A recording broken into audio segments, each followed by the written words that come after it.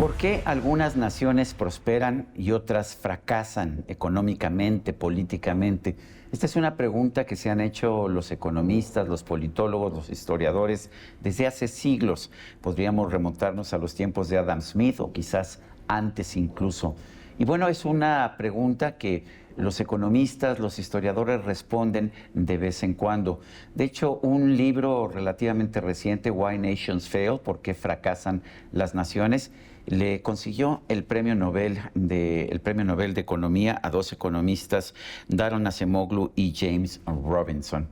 Bueno, hoy tenemos con nosotros a un economista, Olaf Dyrkmat, espero haberlo pronunciado correctamente, un economista originalmente de Países Bajos, lo que muchas veces coloquialmente llamamos Holanda, que es actualmente profesor en la Universidad Francisco Marroquín, una universidad de élite en la ciudad de Guatemala.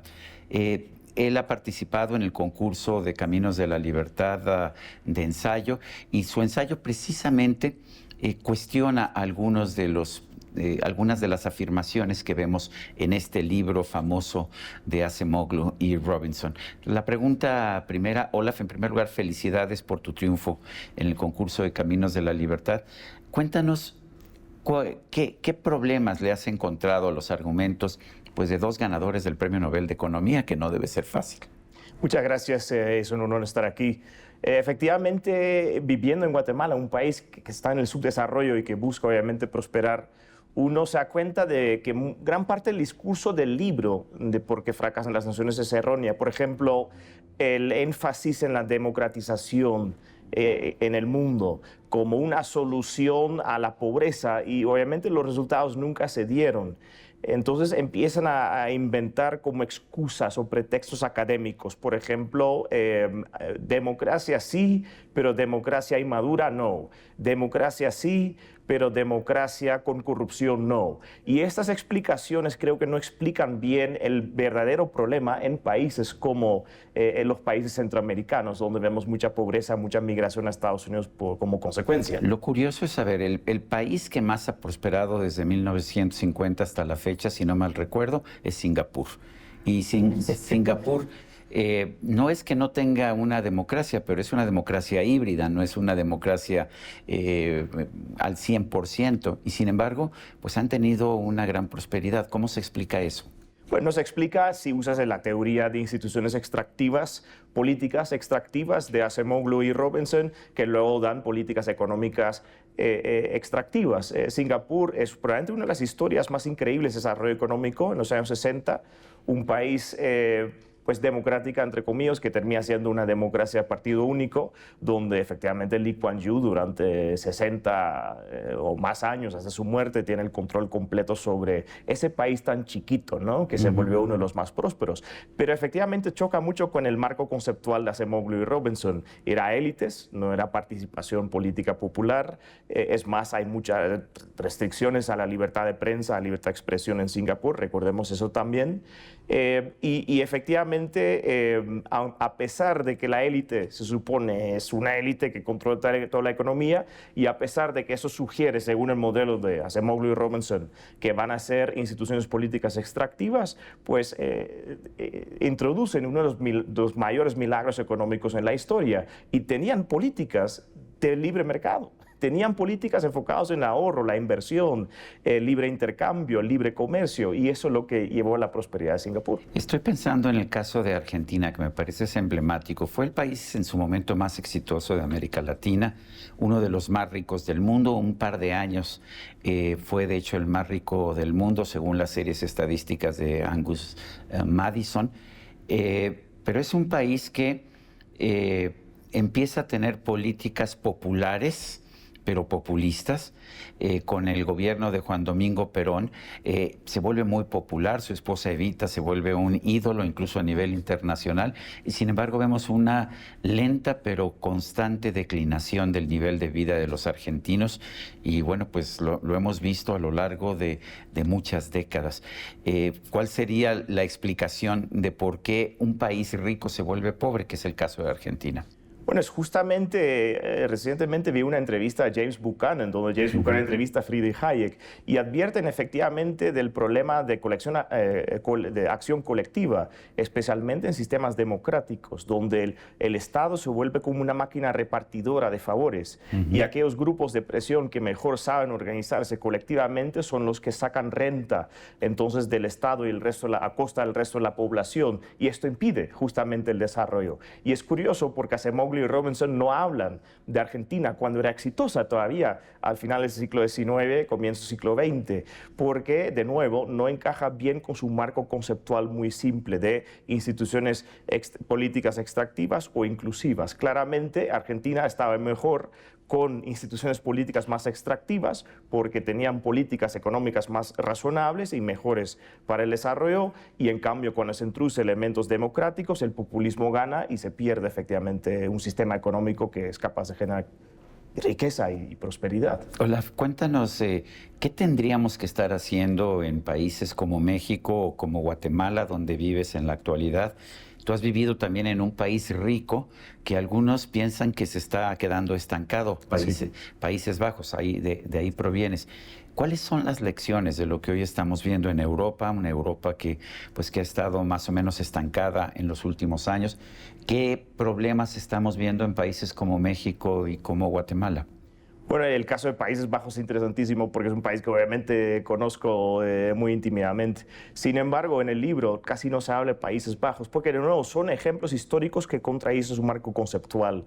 Se habla de Inglaterra en el libro de... Se habla de Inglaterra como el inicio del capitalismo y el gran enriquecimiento, como le llama McCloskey. En realidad, el gran enriquecimiento, los dos países que encabezan este gran enriquecimiento son Inglaterra y Países Bajos. Exactamente, y ni siquiera lo entienden porque ellos dicen, primero hubo Inglaterra y después tuvimos países como Francia y Holanda, que es una burda revisión histórica o un tipo de revisionismo histórico. En realidad, Países Bajos además está muy íntimamente vinculado con Inglaterra de varias formas. Por ejemplo, Londres como centro financiero es una imitación de Ámsterdam como centro financiero en el siglo XVII. Tuvimos la Revolución Gloriosa, que ellos ahí lo venden como si fuese una transición de un modelo elitista a un modelo más democrático, aunque claramente no había sufragio. ¿Qué fue realmente la Revolución Gloriosa? Pues realmente... The Glorious Revolution. Claro, fue una conquista que no se llama conquista justamente porque los propios ingleses lo querían,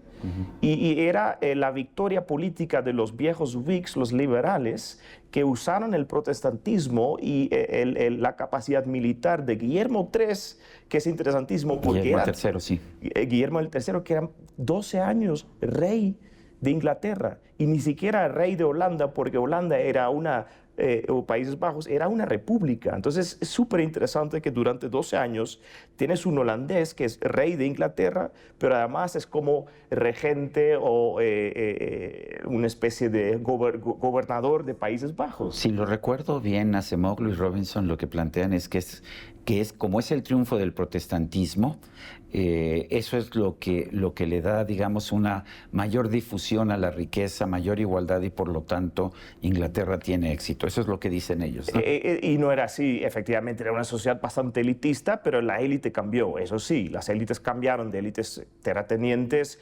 élites príncipes, decían ellos, a básicamente élites mercantiles, comerciales, donde además, como explica Adam Smith curiosamente, se veía raro, se veía extraño en esas sociedades culturalmente. De nuevo, las instituciones no solo son reglas de juego, estamos hablando de culturas. Era culturalmente muy extraño que uno no se dedicaba al comercio. Era como mal visto, es como cuando alguien pasa por la calle desnudo, pues efectivamente no ser empresario en el siglo XVII. En Países Bajos y luego Inglaterra, pues era algo similar.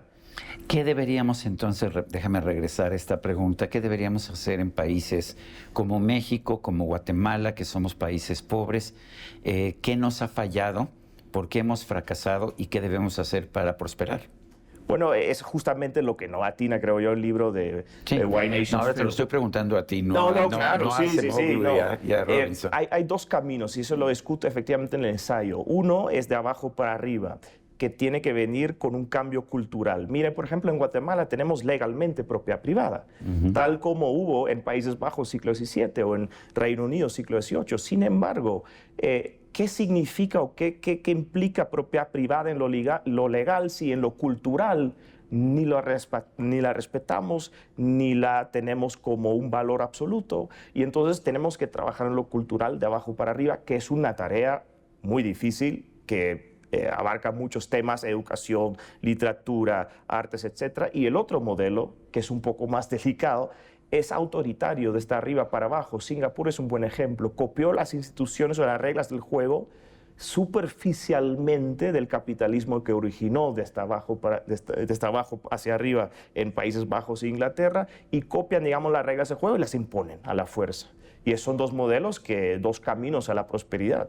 En México tenemos propiedad privada, pero en realidad es muy frágil. De hecho, lo que dice la Constitución mexicana es que todo le pertenece a la nación, todo le pertenece al gobierno, al Estado, y la nación puede entregar la propiedad para uso de propiedad privada, pero es muy fácil llegar y que te expropie la nación. ¿Ayuda eso a construir prosperidad? No ayuda, pero también me recuerda a alguien como el código napoleónico, ¿no? Que no está en el ensayo, por cierto, pero sí, era absolutista el derecho de propiedad privada en el código napoleónico. Sin embargo, el propio Napoleón pues confiscaba de los rivales políticos a gusto.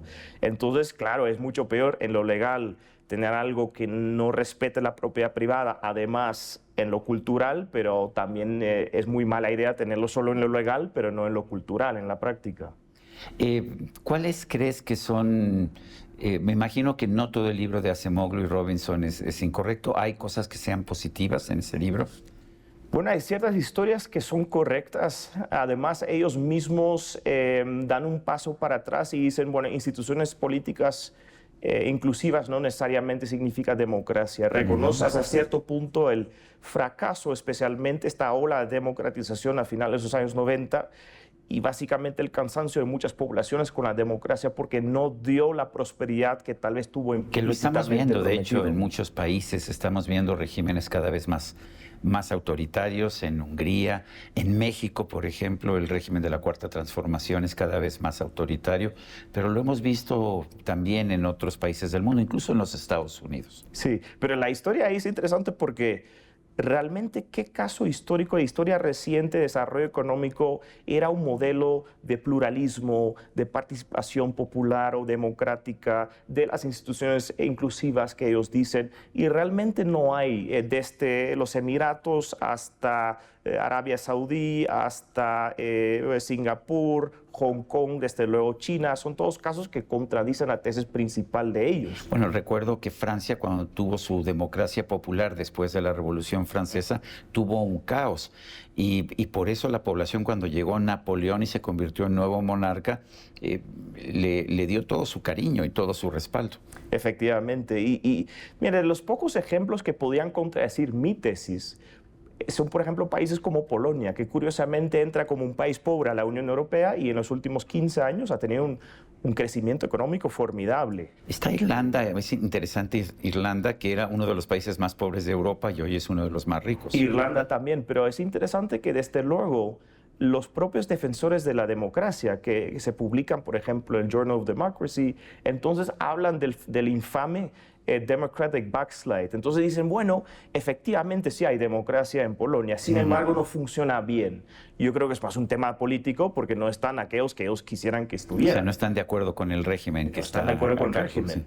Pero entonces lo clasifican como una democracia en peligro y efectivamente niegan toda la evidencia a lo contrario, que es de las pocas excepciones democráticas en que en un régimen democrático ha logrado lograr cierta prosperidad. Ahora, Irlanda también ha tenido una gran prosperidad y sí ha tenido un régimen democrático, lo cual quiere decir que es muy complicado hacer reglas generales cuando no hay reglas generales. Es así, aunque Irlanda tiene su historia, también era un país que sufría mucho de emigración, y al final el cambio, como por ejemplo en Suecia, ¿no? Las reformas liberales en los años 90, como una reacción al creciente socialismo en aquellos tiempos, pues era una jugada de élites, era cierta voluntad política por parte de élites. Claro, puede ser que parte de la población estaba harta con la situación, especialmente cuando se siente en el bolsillo, ¿no? Los ciudadanos no creen realmente en conceptos abstractos políticos de forma muy profunda. Ellos simplemente ven una realidad política y social y en el bolsillo, en su día a día, y en base a eso suelen reaccionar. Pero incluso los cambios desde arriba para abajo en Irlanda o desde luego Suecia eran bastante elitistas. Bueno, pues yo quiero agradecerte, y voy a tratar de pronunciarlo bien, Olaf Dierkemat. Muy bien, excelente. Dierkemat, ganador del Premio de Caminos de la Libertad, el premio de ensayo. Gracias por esta conversación. Muchas gracias, Sergio. Y a usted, amigo, que al vernos y escucharnos hace posible este programa, se lo agradezco también. Esto es todo por hoy, pero no se lo olvide. Nos vemos la próxima.